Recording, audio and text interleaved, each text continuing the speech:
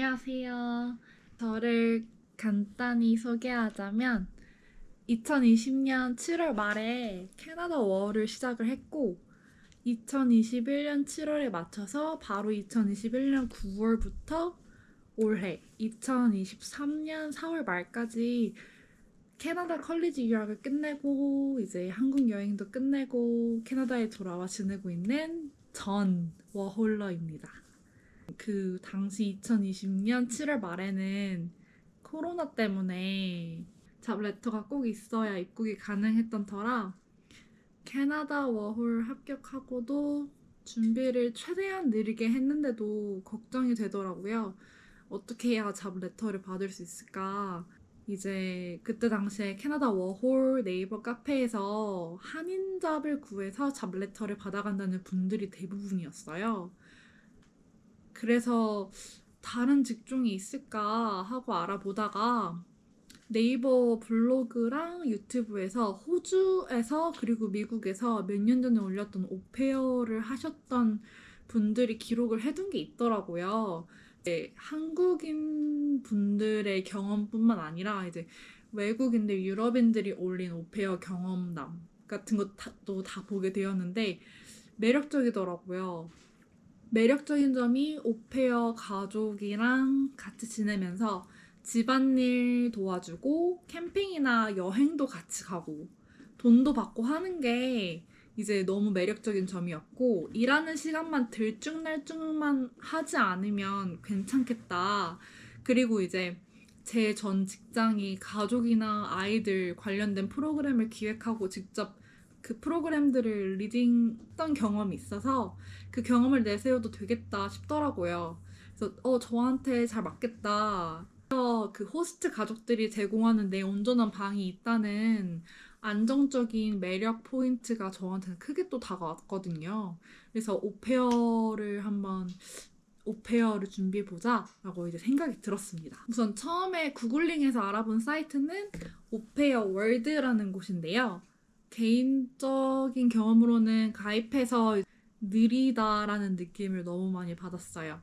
처음으로 줌 면접을 봤던 데가 오페어 월드에서 연락 온 사람한테 이제 줌 면접도 했었는데 마음에 안 들었나 봐요. 연락이 없더라고요. 그래서 뭐 다른 이제 소스가 있을까? 리소스가 있을까 해서 이제 페이스북에서도 검색을 해봤는데 페이스북에 Au Pair and Host Families in Canada가 있더라고요. 페이스북 그룹을 정말 추천드립니다. 처음에 가입을 해서 포스팅을 만들 때 적을 때 간단한 제 자기소개, 이름, 나이, 출신 나라를 적어놓고 그 밑에는 제 백그라운드랑 이제 뭘 공부했었는지 그리고 취미들을 적어놓았어요. 포스팅의 포인트는 나 베이비시터나 아이들과 일했던 경험이 있고 되게 액티브한 취미를 좋아한다 라는 것을 어필하고 싶었어요. 그때 왜 집에서 책만 읽어주는 것뿐만 아니라 밖에서도 야외 활동을 같이 하는 오페어가 낫겠다 싶은 생각이 있어가지고 제 얼굴이 나온 사진들이랑 이제 애기들이랑 같이 찍은 사진들이나 아니면 뭐 제가 했던 취미 활동 사진들을 그런 것들을 올렸어요. 여러 명의 댓글이 달렸었고 메시지를 한 2주 동안에 며칠간에 한 번씩은 계속 받았던 것 같아요. 엄마들도 왜 오페어 하고 싶은 사람들을 찔러보는 사람들이 되게 많더라고요. 그래서 그 이제 찔러보고 메시지를 읽씹하는 경우도 있고 제가 답장을 했는데 읽씹하는 경우도 있고 이제 몇 명은 이제 저와 며칠 동안 꾸준히 메시지를 주고받았던 가족들도 있었고요. 판 가족들을 추려보니까 이제 제일 지금 기억에 남는 가족들 몇 명 있는데요. 위슬러의 한 가족분들도 이제 오페어를 찾고 있었고 캘거리, 온타리오주 면접 볼 때 면접이라고 말하기 좀 뭐한 게 그냥 캐주얼 터킹으로 시작하면서 이제 뭐 너 뭐 좋아하냐 뭐 이런 되게 캐주얼한 질문들이었거든요. 가족이 과거에 오페어를 고용한 경험이 있는지, 그리고 오페어들은 왜 그만뒀는지, 그리고 고용 계약서가 있는지, 있다면 보내줄 수 있는지, 주말에 쉬는 날로 정해줄 수 있는지, 주중에 일하는 최소 30시간을 지켜줄 수 있는지, 왜냐하면 돈을 모으고 싶었어가지고, 그리고 아이들과 어떤 활동을 해주길 바라는지, 일을 안 하는 시간에 차를 제공할 수 있는지, 음식 제공을 해주는지, 이렇게 중요한 포인트를 봤던 것 같아요. 그래서 이런 저의 중요하게 생각하는 부분과 주말에는 등산을 간다든지 겨울에는 스키장을 갈 수 있는 지역을 따져보고서 계약서에 사인도 하고 초기 비용으로 한 250만 원 정도 들고 캘거리로 가게 됩니다. 2주 자가 격리가 끝난 다음에 바로 일을 시작했어요. 정말 바로 시작했고 주 5일 일하고 주말이랑 여기서는 스탯이라고 그러는데 스탯 나라에서 지정된 공휴일은 데이오프였어요. 왜냐하면 어차피 스탯 같은 날이나 주말에는 두 명의 부모가 다 집에 있으니까 이제 그때는 데이오프였고 이제 제가 일했던 스케줄은 오전 시간 오전 6시 반에 일어나서부터 8시나 8시 반까지 한 2시간 정도 이렇게 일했던 것 같고 하교 시간 한 3시, 4시부터 9시까지 일했던 것 같아요. 8시나 9시쯤. 주요 일과는 오전에 이제 제가 맡았던 아이를 깨우고요. 이제 아침을 챙겨주고 이제 제가 담당했던 아이가 장애가 있어서 걷는 거를 전혀 못했어요. 그 아이가 손도 잘 못 움직여가지고 아침을 줄 때나 뭐 간식을 줄 때나 저녁을 줄 때나 다 직접 먹여줘야 됐었어요. 그리고 옷도 입혀주고 학교 가기 전에 변기 위에 앉는 것도 도와주고 학교 후에는 간식 먼저 챙겨주고 저녁 만드는 거 도와주고 3일에 한 번씩 목욕에 물을 받아서 목욕도 시켜주고 이제 저녁에는 파마 갈아입히고 이렇게 재웠었어요. 재우는 거는 맨날 하지는 않았고 가끔씩은 엄마나 아빠가 했었고 저도 가끔씩은 했었고요. 최소가 30시간이지만 30시간 넘게 했던 것 같고 마지막 달 제외하고는 30시간 넘게 일했고 제가 이제 오페어를 하면서 했던 일을 읊어드렸는데 그 오페어 잡 알아볼 때 꼭꼭 이야기해봐야 될 부분이 하는 일 같은 경우도 어떤 일을 해야 하는지 계약서에 작성하셔야 돼요.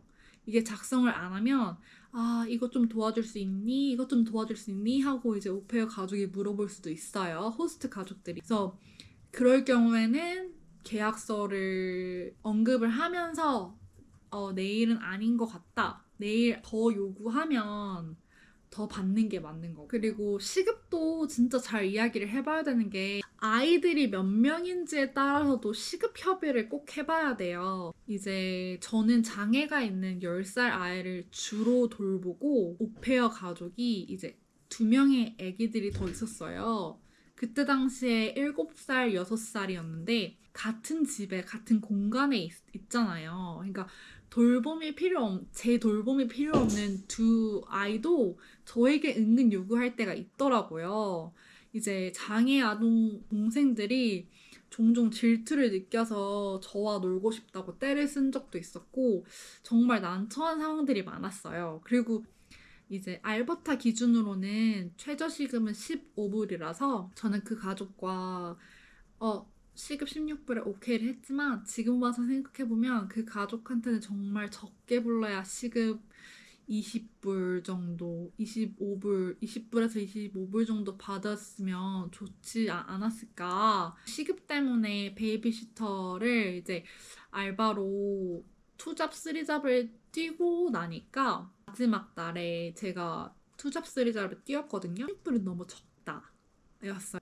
이것도 법적으로 15불이 지켜줘야 되는 거고 이제 저 같은 경우에는 아이 한 명 완전 막 진짜 완전 가벼운 아이 3살, 4살짜리 애기 한 명 돌보는데도 8불도 받는 데도 있었고요.